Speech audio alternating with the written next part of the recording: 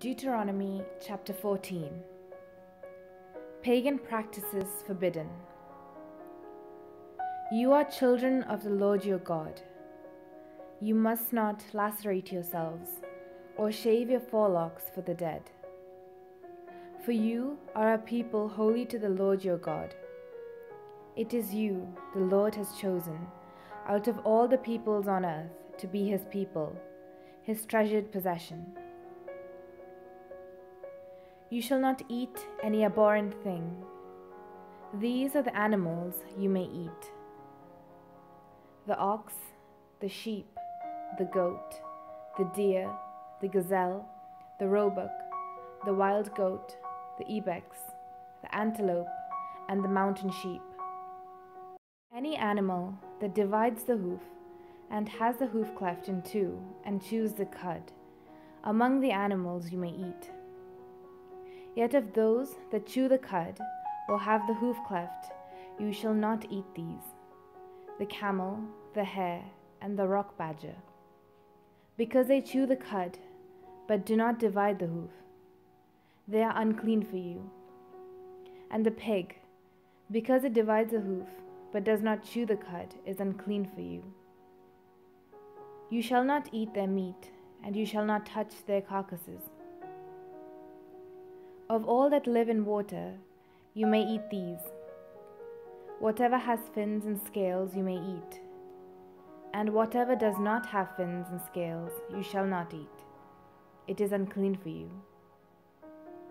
You may eat any clean birds, but these are the ones you shall not eat: the eagle, the vulture, the osprey, the buzzard, the kite of any kind, every raven of any kind, the ostrich, the nighthawk, the seagull, the hawk of any kind, the little owl and the great owl, the water hen and the desert owl, the carrion vulture and the cormorant, the stork, the heron of any kind, the hoopoe and the bat.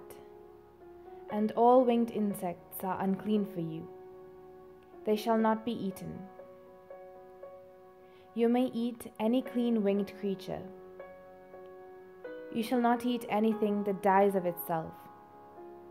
You may give it to aliens residing in your towns for them to eat, or you may sell it to a foreigner, for you are a people holy to the Lord your God. You shall not boil a kid in its mother's milk. Set apart a tithe of all the yield of your seed that is brought in yearly from the field, in the presence of the Lord your God, in the place that he will choose as a dwelling for his name. You shall eat the tithe of your grain, your wine, and your oil, as well as the firstlings of your herd and flock, so that you may learn to fear the Lord your God always.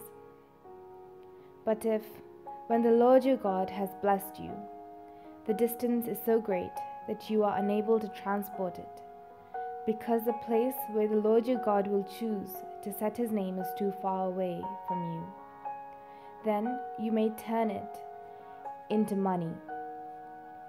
With the money secure in hand, go to the place that the Lord your God will choose. Spend the money for whatever you wish: oxen, sheep, wine, strong drink, or whatever you desire. And you shall eat there in the presence of the Lord your God, you and your household, rejoicing together. As for the Levites, resident in your towns, do not neglect them, because they have no allotment or inheritance with you. Every third year you shall bring out the full tithe of your produce for that year, and store it within your towns. The Levites, because they have no allotment or inheritance with you, as well as the resident aliens, the orphans and the widows in your towns, may come and eat their fill, so that the Lord your God may bless you in all the work that you undertake.